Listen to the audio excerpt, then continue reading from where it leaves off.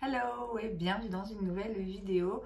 Aujourd'hui, on refait un tag spécial palette. Alors, c'est un tag qui a été trouvé par une de mes abonnées, Valentina. Elle m'a traduit en fait la vidéo, enfin les questions posées pour le tag. Elle me les a envoyées il y a un petit moment déjà, mais bon, avec le déménagement, tout ça, c'était un petit peu compliqué.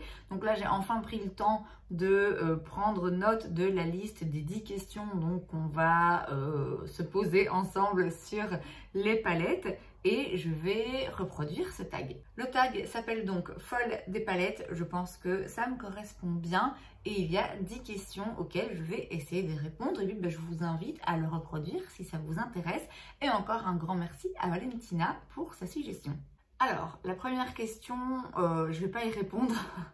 Je vais vraiment, ça s'avère compliqué là pour le coup, vous allez tout de suite comprendre pourquoi, parce que choisir c'est renoncer. Et la première question c'est quelle est ta palette préférée et pourquoi? J'ai pas de palette préférée, je peux pas choisir une palette que je préfère. J'ai des marques de palettes que je préfère, j'ai certaines palettes que clairement j'utilise plus que d'autres. J'ai des fards que j'aime particulièrement, mais une palette préférée c'est pas possible. Je vais donc vous parler de 3 palettes que j'ai ici avec moi et qui reviennent quand même assez fréquemment. Tout d'abord la Mercury rétrograde de chez Huda Beauty.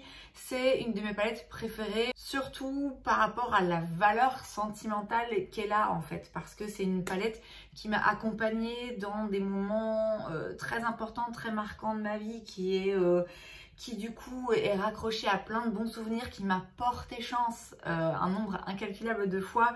Donc voilà, c'est une palette, même si l'harmonie de couleurs, bon, j'entends bien pas plaire à tout le monde et n'est pas parfaite à mes yeux.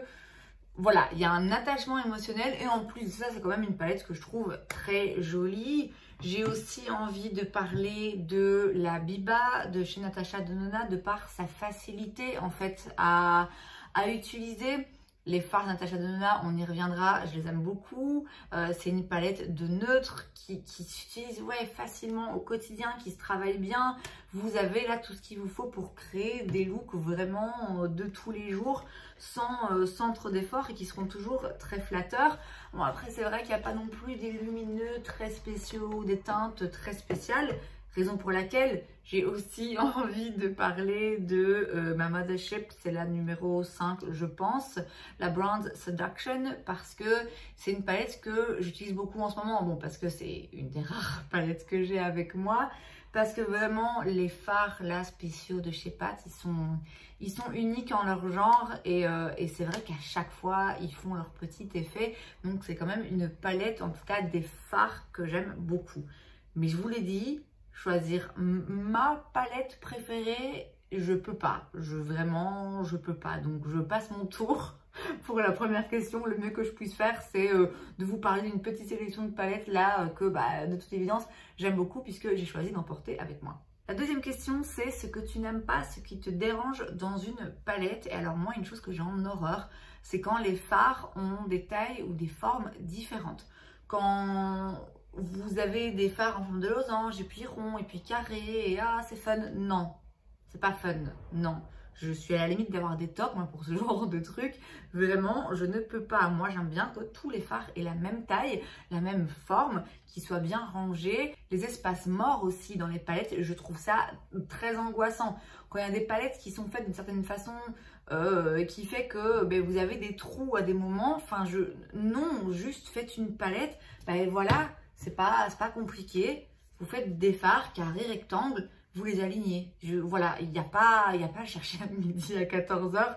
Moi, dès qu'il y a des fards de formes spéciales différentes qui sont disposés d'une manière particulière, non, ça m'horripile et je peux, mais sans déconner, voir une palette où je me dis, ok, objectivement, les fards ont l'air jolis.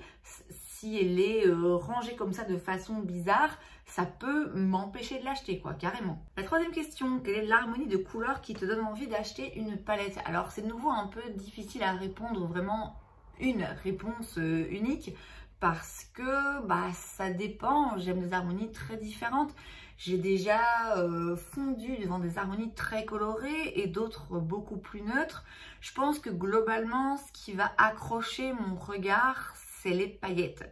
Alors, vous l'avez vu, hein, j'ai aussi des palettes dans lesquelles il n'y a que des mats ou des lumineux, pas forcément fous. Mais c'est vrai que dans un premier temps, ce qui va me donner une envie, une impulsion d'aller regarder, ce qui va attirer mon regard et me dire « Oh waouh, cette palette, je la trouve trop belle, j'en ai trop envie », c'est les fards spéciaux, c'est les paillettes, c'est la façon aussi dont les fards sont rangés. J'aime bien qu'il y ait une certaine cohérence. Donc voilà, il n'y a pas une harmonie de couleurs en particulier qui me parle plus que d'autres. J'aime aussi bien le chaud que le froid, ça va vraiment dépendre de mes humeurs et de la saison aussi. Mais de manière générale, ce qui me parle, moi ce qui me donne envie d'acheter une palette, c'est tout ce qui brille. La question numéro 4, quelle est la marque qui fait les meilleures palettes? Natasha Denona. Pour moi, alors récemment elle a fait un lancement, c'était pas une palette, c'était une trousse, là j'ai rien compris. Mais ces palettes, je trouve qu'elles sont quand même vraiment très bien. D'une part, la qualité, pour moi, elle est imbattable. En tout cas, dans la façon dont moi j'aime travailler les fards, je trouve que ces fards mat, ils sont tellement agréables à travailler, tellement faciles à utiliser, à dégrader. Ils sont pigmentés, enfin voilà, c'est vraiment une qualité, une formulation de fard que j'aime particulièrement. Je trouve que ces harmonies de couleurs sont... pas toujours, mais globalement assez intéressante. Et même par exemple la Rétroglam, moi c'est vrai qu'elle ne m'a pas du tout parlé, mais objectivement je dois reconnaître que c'est joli, l'harmonie de couleurs est jolie, c'est juste que concrètement moi je me dis que les couleurs, voilà, c'est pas quelque chose qui me plaît particulièrement, et c'est pas quelque chose qui va convenir à tous les types de peau, mais les harmonies de couleurs sont quand même toujours bien pensées. Même celle-là, il faut quand même bien reconnaître que la façon dont les fards sont sélectionnés et sont rangés dans la palette, c'est toujours très bien fait. Il y a toujours une proportion intéressante de fards lumineux et de fards mat. Enfin voilà, globalement, c'est je pense la marque qui fait les meilleures palettes à mon goût. La 5e question, c'est là où les marques que tu détestes ou qui doivent se calmer par rapport à des prix trop élevés ou à une qualité trop basse. Bon, alors que je déteste, j'irai pas jusque là. Parce qu'en plus je pense même pas avoir déjà vraiment testé une palette de leur marque, mais je pense quand même tout de suite à Makeup Revolution parce que je trouve que leur lancement n'ont ni queue ni tête. Alors c'est vrai que Colourpop, on peut aussi leur demander de se calmer par rapport au lancement parce qu'ils sortent beaucoup de collections, pas que de palettes, mais bon, là, même en se focalisant uniquement sur les palettes, ils en sortent quand même plusieurs tous les mois, et à un moment donné, on tourne un petit peu en rond, mais je trouve que leurs harmonies de couleurs sont quand même toujours un peu intéressantes, même si revisitées, voilà, ça reste des harmonies de couleurs qui ont une certaine cohérence, ont un peu de sens. Et moi j'ai jamais essayé, mais d'après ce que j'ai entendu, on est quand même sur une qualité vraiment correcte pour un prix de nouveau très abordable.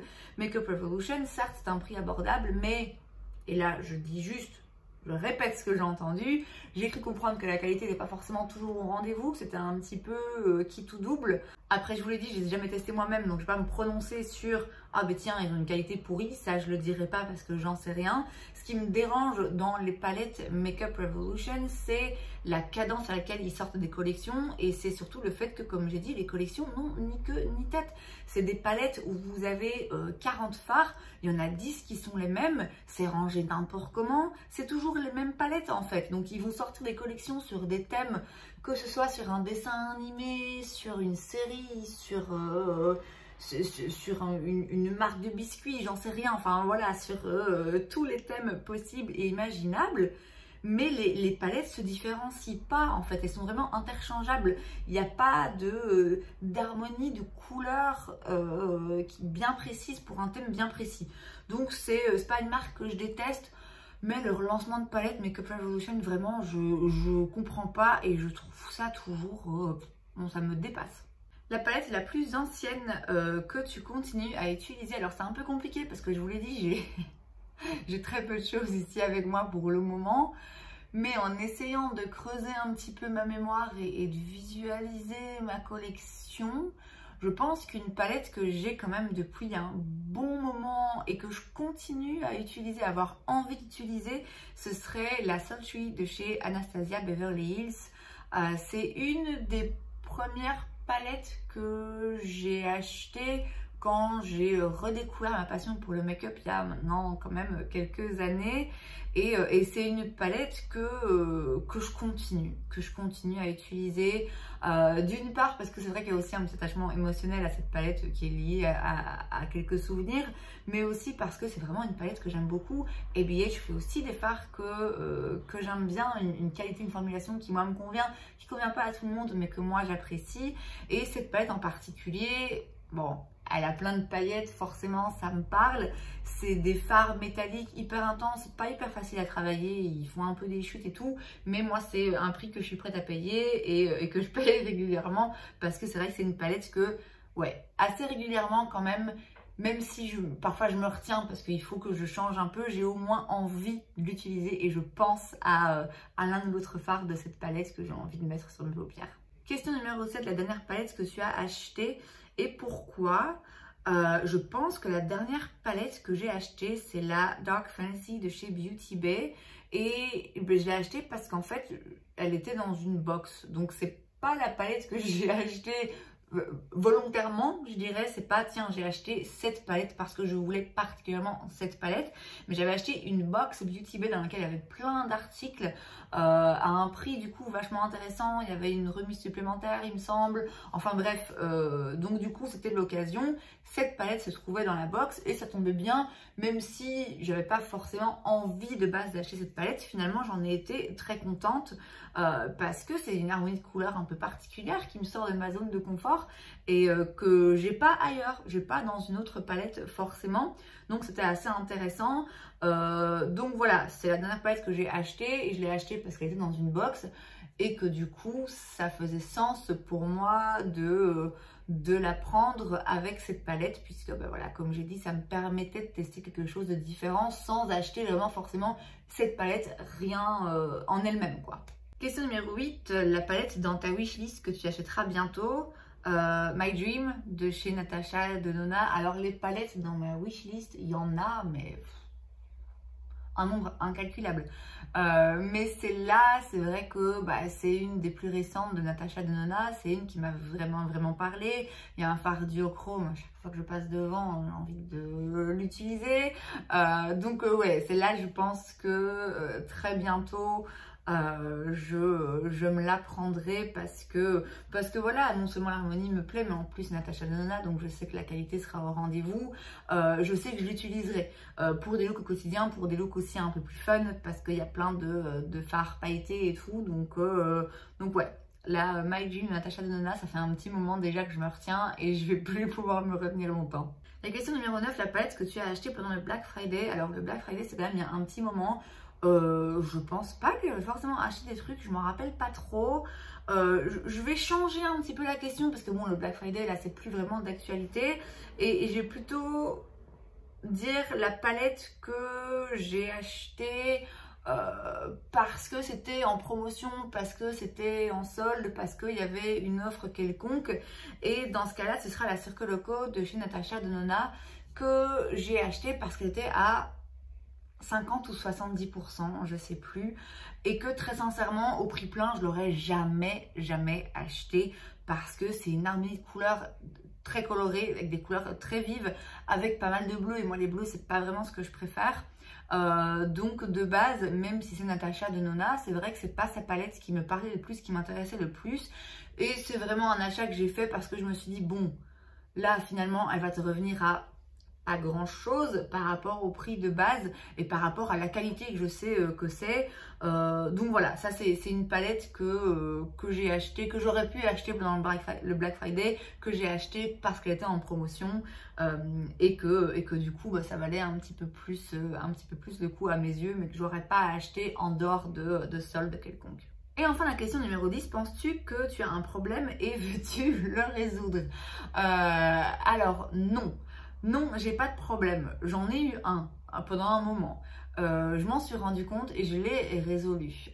C'est-à-dire que, en effet, je me suis rendu compte que j'achetais beaucoup de façon pas malsaine, mais oui, je pense que j'essaie de combler certaines choses. Enfin, c'était un petit peu une compulsion, vous voyez, d'acheter du maquillage, d'essayer des nouvelles choses et tout.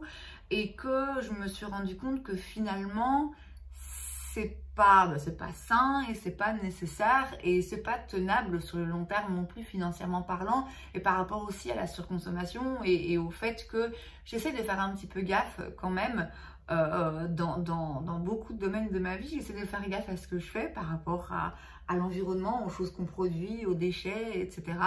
Et c'est vrai que du coup, c'était pas forcément cohérent avec le fait d'acheter du maquillage tous les mois. Donc j'avais en effet un problème de surconsommation de maquillage que j'ai résolu un peu par la force des choses, parce que j'avais pas plus forcément les moyens ou l'envie en tout cas de dépenser de l'argent, puisque ben voilà, je savais que j'allais avoir un changement radical de vie, donc je me préparais aussi un petit peu à ça. Donc j'ai vraiment fait un travail en fait, finalement un travail sur moi pour justement ne pas avoir des fièvres acheteuses comme ça, ne pas foncer à chaque fois sur du maquillage. Et toujours vraiment me prendre le temps et me poser la question fondamentalement, est-ce que tu as vraiment envie de ça? Est-ce que tu as vraiment besoin de ça? Est-ce que ça a une valeur ajoutée dans ta collection? Est-ce que ça a du sens pour toi? Et c'est vrai que du coup, bon là on s'éloigne un petit peu des palettes, on parle plus du make-up de manière générale. J'ai fait ces derniers mois très peu, voire pas d'achats. J'essaye maintenant de me contenter un petit peu plus de ce que j'ai. Maintenant c'est sûr que c'est le fait que j'ai déjà une collection maintenant un peu plus imposante qui fait que je peux me permettre de passer plus facilement les nouveaux lancements et de me dire plus facilement ouais, cette palette elle est jolie mais concrètement tu l'as déjà dans une autre version. Mais c'est vrai que si aujourd'hui je devais recommencer ma collection à zéro, oui je rachèterais quand même beaucoup de choses parce que j'aime bien changer et je m'en rends compte d'autant plus ces 4 dernières semaines où j'utilise sans cesse les 3 mêmes palettes et ça commence à me faire péter les plombs. J'exagère, hein, c'est pour le fun, mais c'est vrai que je me rends compte que ça me manque de ne pas pouvoir changer de palette tous les jours. Ça me manque de ne pas avoir un peu plus l'embarras du choix, de me dire ok, quelle palette j'ai envie d'utiliser, quel genre de couleur j'ai envie d'utiliser, quel fard j'ai envie d'utiliser. Là j'ai pas ce luxe pour le moment puisque j'ai été limitée dans les palettes que j'ai pu emporter avec moi ici à Paris, et du coup je me rends compte que ça me manque, et donc je me rends compte que j'ai quand même toujours ce problème, plus de fièvre acheteuse, mais ce problème de c'est important pour moi d'avoir beaucoup de maquillage. Voilà, c'est quelque chose qui m'apporte de la joie d'avoir 30 palettes de fard à paupières et de pouvoir choisir la palette que j'utilise et de pouvoir changer tous les jours de palette. Voilà. Est-ce que c'est un problème? Non, je pense que c'en est plus un parce que bah, justement j'arrive maintenant à pas sauter sur tout le nouveau make-up qui sort et à me contenter de ce que j'ai. Simplement là, bah, voilà, ce que j'ai là sur moi, c'est peu. Et donc, je ne vous cache pas que j'ai quand même hâte de récupérer le reste de mes palettes pour pouvoir en profiter et sans du coup avoir besoin d'aller en acheter de supplémentaires. Et c'est donc tout pour cette vidéo, j'espère que ça vous a plu. Si c'est le cas, n'hésitez pas à laisser un like. Vous pouvez aussi vous abonner à ma chaîne parce que c'est gratuit, donc pourquoi pas. Et moi, je vous vois la prochaine fois. Bye!